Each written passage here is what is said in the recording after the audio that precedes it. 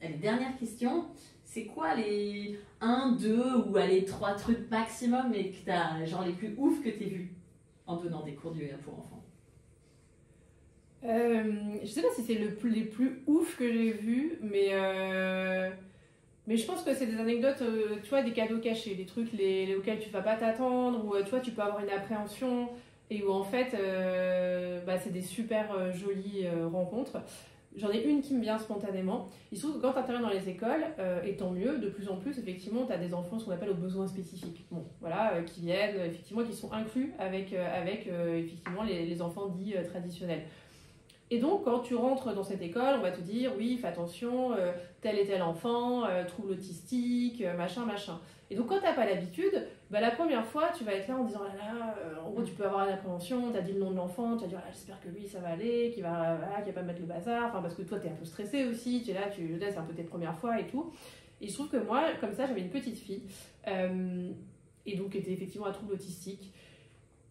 Et donc, premier cours, deuxième cours, troisième cours, et en fait, je crois que sa mère, après, elle me dit, oh là là, mais genre Lucie, elle me parle tout le temps de toi. Elle veut tout le temps faire le yoga. Elle dit, tu reviens bientôt faire le yoga, machin.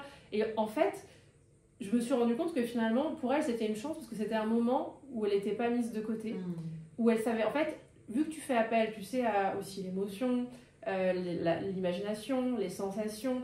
C'est des choses où on ne lui demande pas de l'apprentissage, on ne lui demande pas d'apprendre A, B, C, D, on ne lui demande pas de le vivre en collectif. Et tu vois, ça c'est aussi les plus beaux. Pour moi, tu vois, c'est pas le plus ouf, mais c'est ce qui m'a le plus ému. Parce que tu vois, ce qui était mon appréhension, en fait, est devenu ma chance, quoi. Et je me suis dit, mais finalement, le yoga pour enfants, mais y compris et surtout, en fait, aussi à destination de ces publics, c'est une chance aussi, quoi. Donc, soyons ensemble dans l'inclusion, travaillons ça. Et deuxième truc qui me vient, et moi, ce que j'aime vraiment le plus, tu vois, on en a parlé tout à l'heure, le parent-enfant.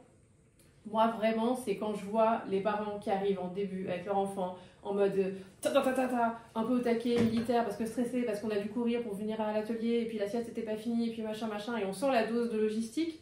Et tu vois, à la fin, quand le papa, il est en train de faire un câlin avec sa fille, et que la maman, elle est comme ça, et qu'ils traînent, et qu'ils repartent pas, et qu'ils sont là à continuer, et tu sens comment, tu sais, la dose, elle a fait...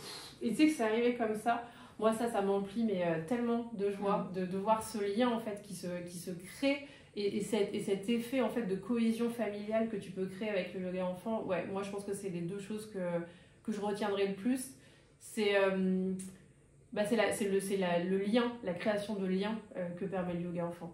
Et de toi avec eux et de eux ensemble et aussi finalement de parents avec l'enfant, quoi.